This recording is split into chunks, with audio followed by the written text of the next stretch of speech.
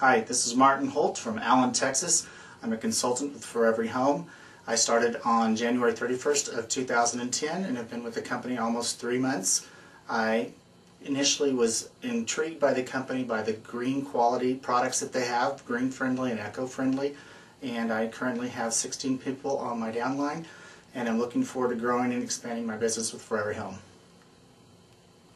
Martin, we want to talk to you a little bit about coaching hosts and hostesses for your party. What is the role of a hostess before a party? What I like to do with my hostesses is, and the key that you mentioned is host coaching, so staying in constant contact from the minute that they book the party is very critical.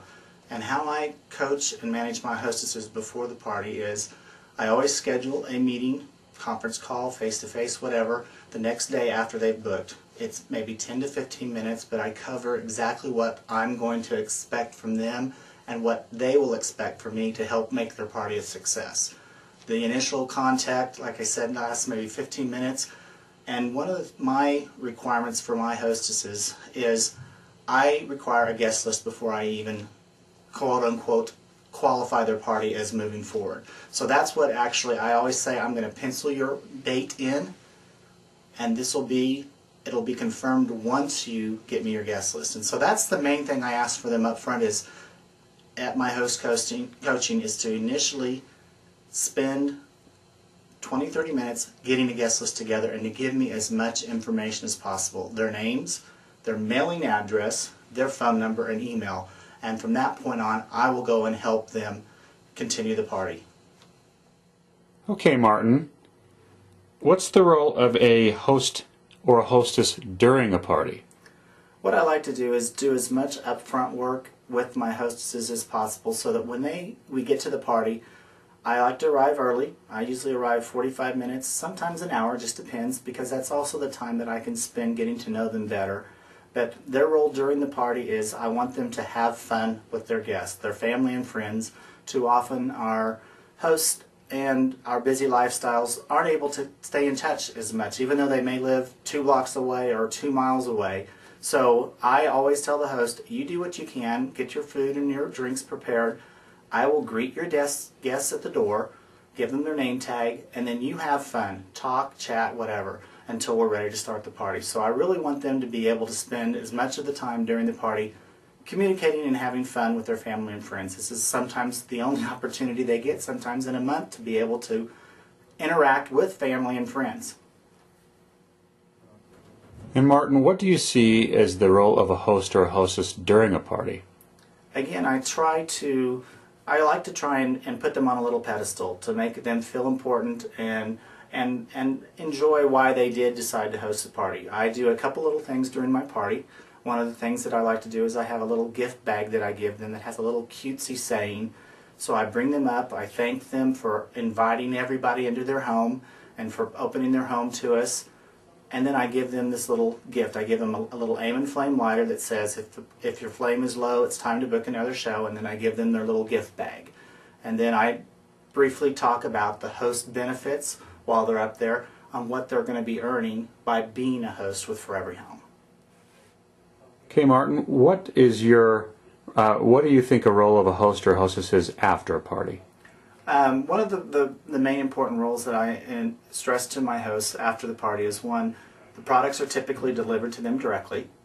And I always emphasize it's important that they get that out to their guests as quickly as possible. A lot of times people have booked off of their party, so you want the guest to have hopefully received the product before they go to attend the guest that booked a party off of their party. So I always let them know that they will be getting the product. I give them an estimation that we ship within 7 to 10 business days. It's typically sooner. They'll get an email to know when it's coming so that they can track it. And then, depending on the host and the size of the party, there are times that I actually will offer to come and help them sort and separate. Most of the time they're able to do that on their own. At the close of their party, before I leave, I make sure I give them their copy of the order form and explain this is how you'll be able to sort your product when it arrives. It's labeled on the box. Separate everything out first to make sure everything's arrived. And then again, I just stress, please try and get this to people as quickly as possible so that they can start beginning to enjoy and use our For Every Home products. And Martin, what do you need to do to make sure that a host or hostess has a successful party? Again, I think one of the biggest the ways to help increase the success of your host party is one is the upfront work with them and setting the boundaries. One, getting the guest list. The thing that I always coach my hostesses and hosts is we know that you're only going to have about a 25% success rate of the people you invite. That's just the statistics that are out there. This isn't a wedding, it's not a funeral. People are not going to rearrange their entire lives for a candle party, even though I may personally think they should. It's just not realistic.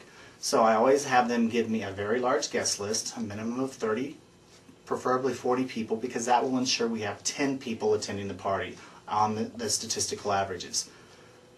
I then also make sure that I give them copies of order forms and catalogs and tell them, if you have only 25% attending, get outside orders. Even though somebody can't attend doesn't mean they can't purchase products from us. So that's another way that you can add additional sales to your party for those that don't attend. The third thing that I do is I call it the candle pool, and I give every host in their packet. It's a little, sort of like similar to a football pool most people are familiar with. It has 50 squares on it, and they write their name. They write their name and their phone number onto the squares, and it's $2 a square. So if they fill the entire candle pool up, that's $100 additional dollars, and we will then draw at the close of the party for somebody to win $100. Sometimes I'll give them the option, if you'd like to have it split between two people for $50. If you only have $20, it's $20, but that's another way that increases the actual rewards that a host will get. So the more sales obviously equates to more free product for that host. I also encourage them to think of and provide me ideas on who would like to do a party themselves, because if they get bookings, they receive half-price items for those. So I always try and, I usually do that a little bit before, but when I arrive to start setting up the party, that's one of the things I do during that early time before anybody arrives, is to find out, who do you think likes to do home parties? Or who would be interested in doing this? So that's one of the ways that I hopefully ensure that I have a very successful party, so that the host is very well rewarded, and my goal is always to have my host rebook. Okay, Martin, so do you have any just general tips and tricks on how to most effectively use a hostess or a host? One of the things that I like to do, as I mentioned earlier, is I really like to put that host on a pedestal and make them feel good and happy and warm and fuzzy, not only about the company, but about them taking the time to clean their house and whatever to get ready for the party.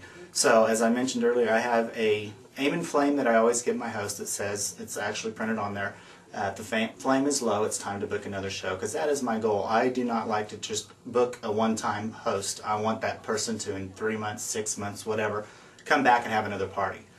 The other thing that I do, as I mentioned, I have a little gifty bag that I give them that has a few little very inexpensive things in it, and there's a little saying. So I always have the host standing next to me, and I say, and this is my little personal thank you. For every home is going to reward my host by giving them free products, half-price items, but this is my personal thank you.